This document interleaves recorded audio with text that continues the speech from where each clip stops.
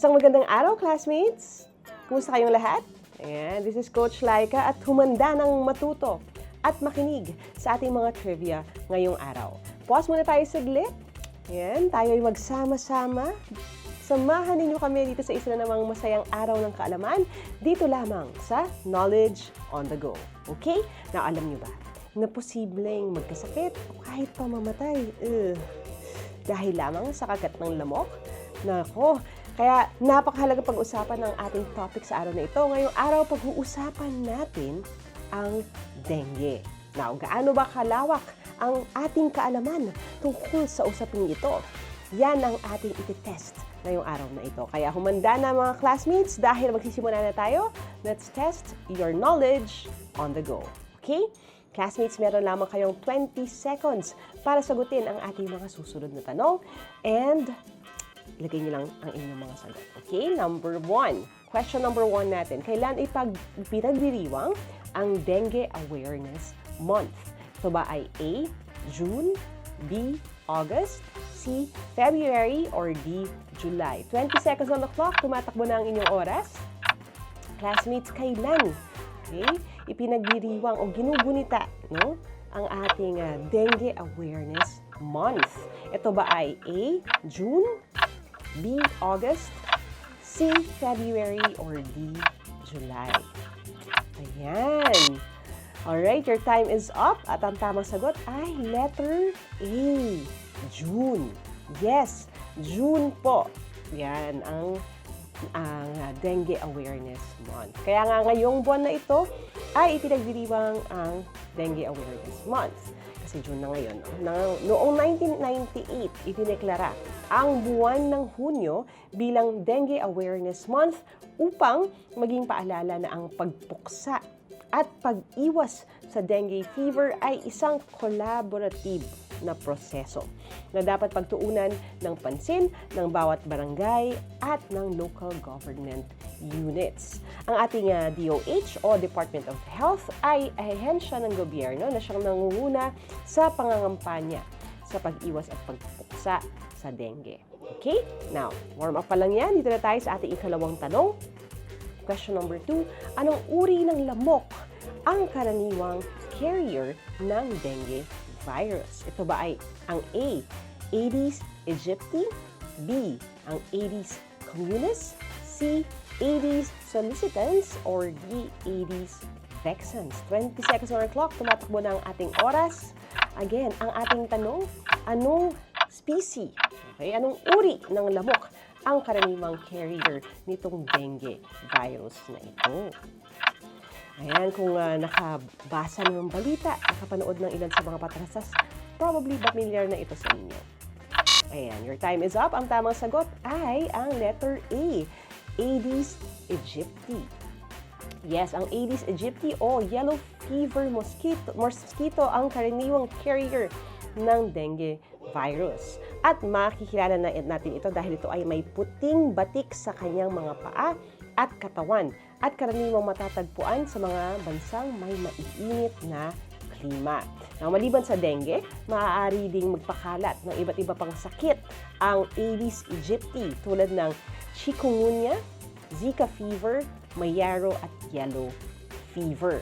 Yan. Kaya kung makikita tayong dumapo, lalo na kung ang lamok na ito ay mayroon ng mga parang stripes sa legs niya, yun ay pwedeng maging sign na isa itong Aedes aegypti. Now, ayon sa datos, may nai-report ng 226,497 cases, naku, napakarami, of dengue fever sa buong Pilipinas in 2022. 78,208 cases in 2021 and 90,135 cases in 2020. Medyo malaki pa rin ang mga bilang niyan, no? Kaya pinapayuhan ang lahat na mag-ingat at tandaan po, napakahalaga, linisin ang paligid at ang mga pwedeng pamahayan ng mga lamok. So, punta na tayo sa question number 3, okay? Question number 3, tama o mali? Ang ating statement ay ito. Mas tumataas ang kaso ng dengue fever tuwing panahon ng tag-ulan. Yan ba ay tama o mali? 20 seconds on our clock. Isip-isipin maigi, no? Kung ano ang sagot. Ang statement ba na ito ay tama o mali? Mas tumataas ang kaso ng dengue fever tuwing panahon ng tag-ulan? Yan ba ay tama o mali? Ayan, tapos na ang ating oras. Ang tamang sagot ay tama. Yes, mas tumataas ang kaso ng dengue fever tuwing tag-ulan dahil maraming tubig ulan ang naiipon o naiimbak sa iba't ibang mga lalagyanan o sisidlan tulad ng mga balde, paso, gulong, yung roof gutter no, sa ating bubong. Ito yung mga maaaring pamugara ng lamok. Kaya hinihikayat ang lahat na siguraduhin i-check ang paligid mula sa kanal, di ba? Maging sa mga iba't ibang sulok-sulok ng bahay dahil maaari po itong maging pangitlugan ng mga lamok. Ayan, hindi nga kailangan na malaking pond or sapa or ilog, no? Kahit mga maliliit na container ay maaaring pamugara ng lamok. Kaya marami ang nag-aakala, no? Dahil sa maruming tubig lamang, kagaya ng kanal, doon lang nangingitlog ang mga lamok. Pero po hindi po ito totoo. Mali po ito, no? Kahit malinis man ang tubig o madumi, walang pinipili ang lamok kung saan ito mangingitlog. Kaya dapat talaga na yung maging mapagmasid. Okay? Naparehas ba tayo ng sagot? Magaling, doon naman tayo sa question number 4. Question number 4, ilan ang serotype or variation ng dengue virus? Ito ba ay A, 2, B, 3, C, 4, or D, 5? 20 seconds on the clock, tumatakbo na ang ating oras. Ilan ang serotype or variation ng dengue virus? Ayan, ito ba ay A, 2, B, 3, C, 4, or D, 5? Ayan. Okay? Alright, your time is up. Ang tamang sagot ay letter C, 4.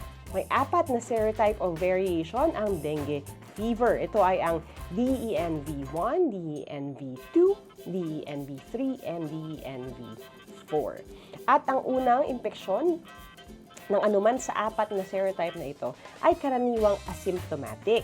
No? Pag sinabi natin asymptomatic, symptom, ibig sabihin ng na prefix ay wala.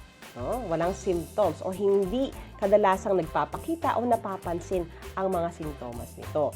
Ngunit ang pangalawang infeksyon ay maaari nang magdulot ng malalang dengue fever. Kaya kailangan mag-ingat, no?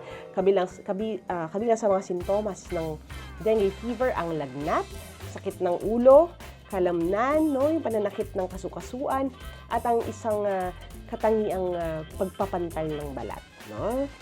Yung ating balat nagkakaroon siya ng mga rashes o maliit na batik-batik.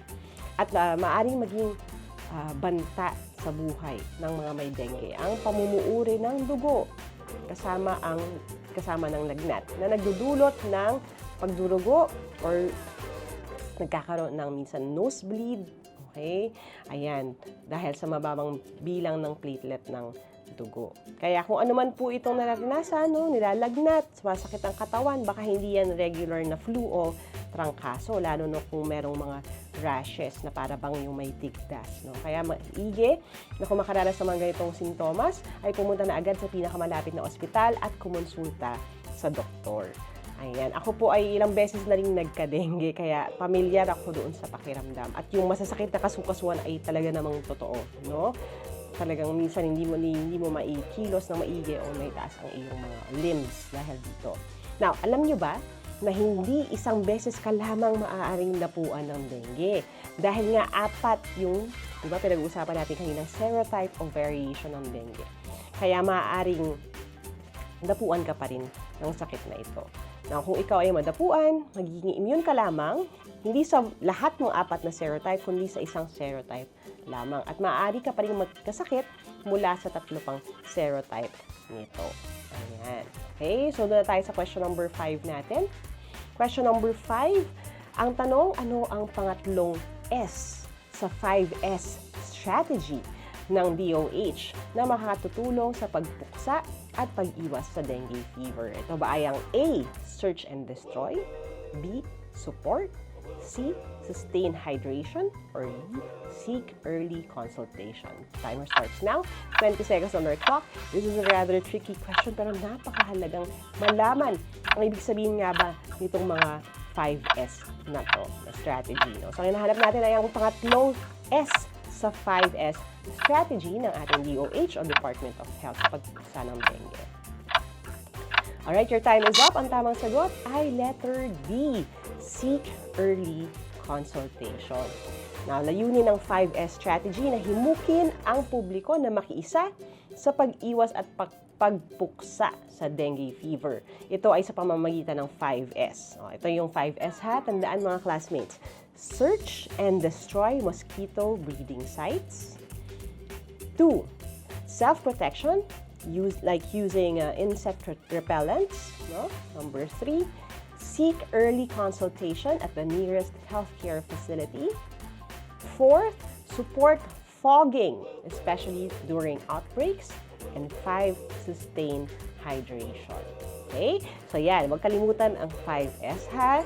Ayan, doon na tayo sa question number 6. Tama o mali ang statement natin ay ito.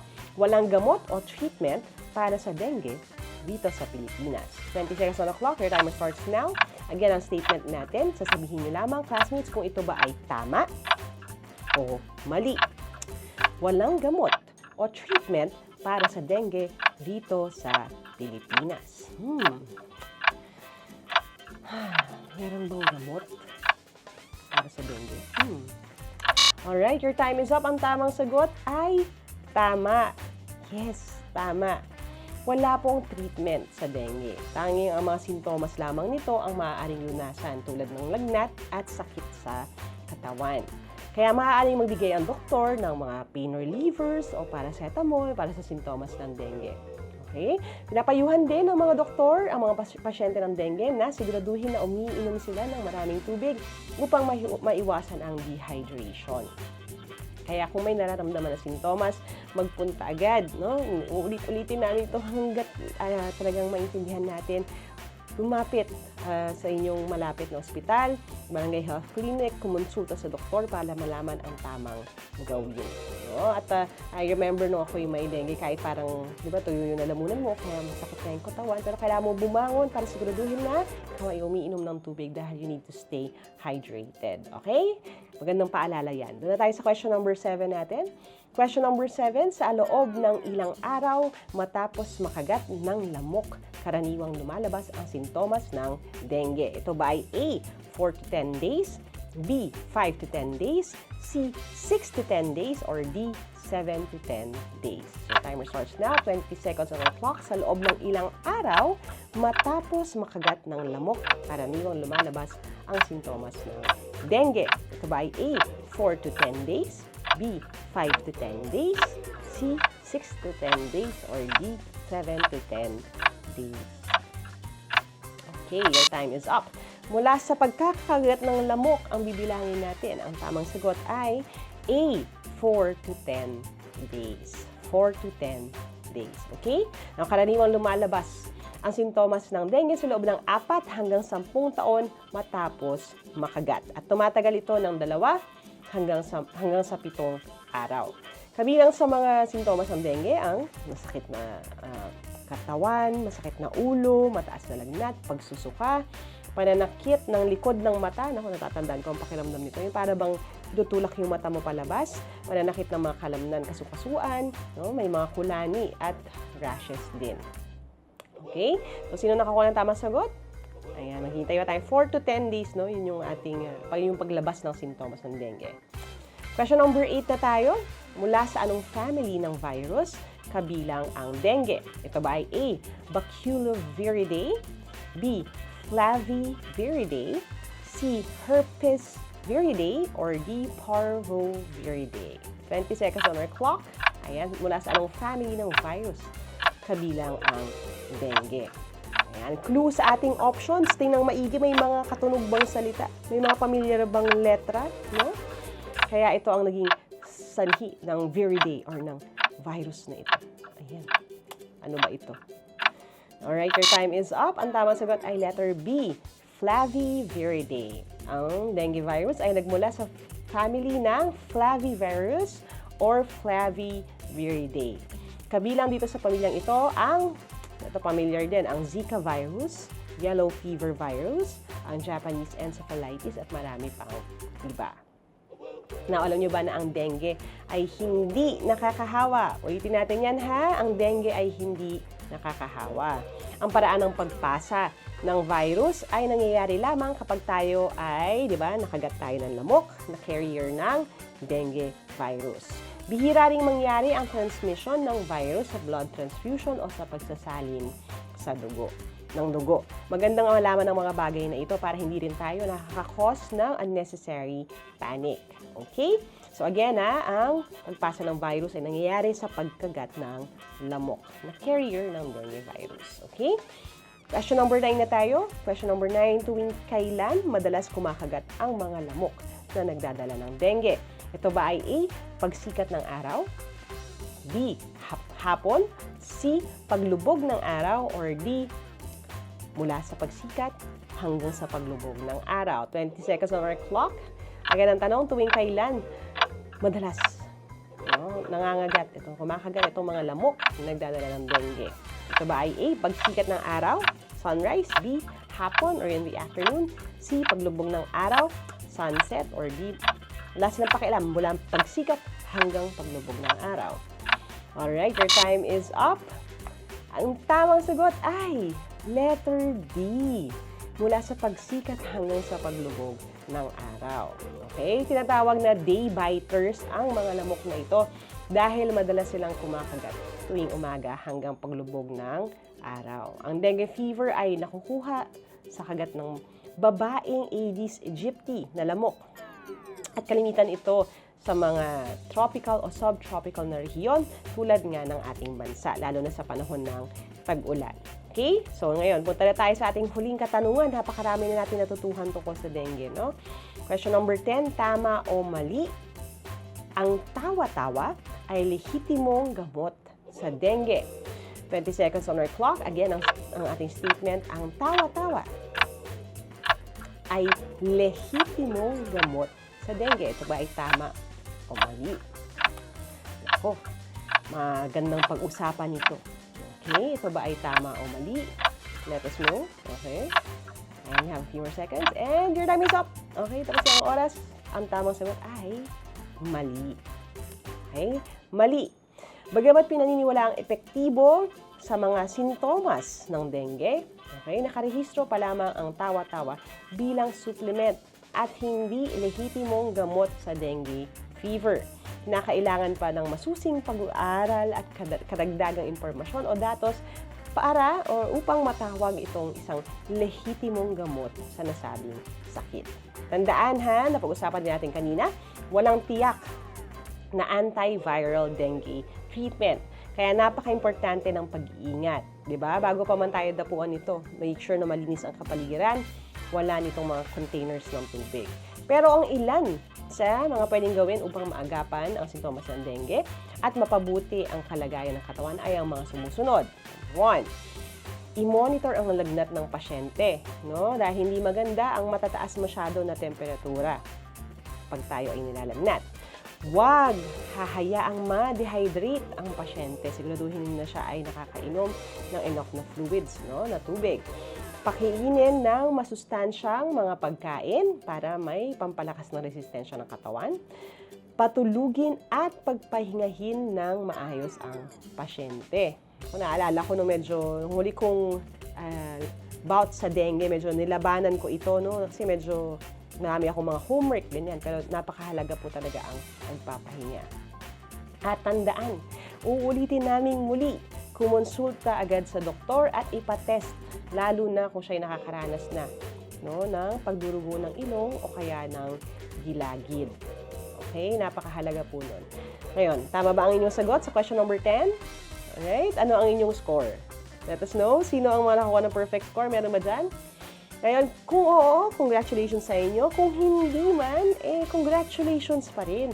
Dahil it's okay. Ang mahalaga ay sinubukan mo pa rin. O, classmate ha, sana ay marami kayong natutuhan tungkol sa dengue. At huwag kalimutan ang 5S kontra dengue ha. 5S kontra dengue. Number 1, search and destroy. 2, self-protection. 3, seek early consultation. 4, support fogging, spraying, and misting. And number 5, sustain hydration. Okay? At higit sa lahat, no? Diba? Panatiliing malinis ang ating kapaligiran upang hindi pamahayan ng mga lamok ang ating lugar. Okay? Hindi namimili ang lamok pagdating dyan. Kailangan talaga maging maingat at malinis tayo. That's it for today, mga classmates. Kaya kung may mga suggested topic din kayo, i-comment nyo lang dito. O kaya naman i-message ninyo kami sa aming Knowledge Channel Facebook account. Kayo ba'y naka-follow na, naka-like na, naka-subscribe na? Make sure that you do that para hindi nyo mamiss ang mga susunod pa nating mga episodes. Huwag kalimutang i-share ang video na ito para mas marami pa tayong mag-enjoy at matuto. At sa pagkakataon na ito na napakahalaga ng ating topic, ang matutuhan at maiwasan ang sakit na dengue. Okay? Now, this is your Coach Laika at lagi ninyong tatandaan, learning never stops, kaya let us never stop learning. I'll see you next time dito lamang sa paborito ninyo, Knowledge on the Go. Bye!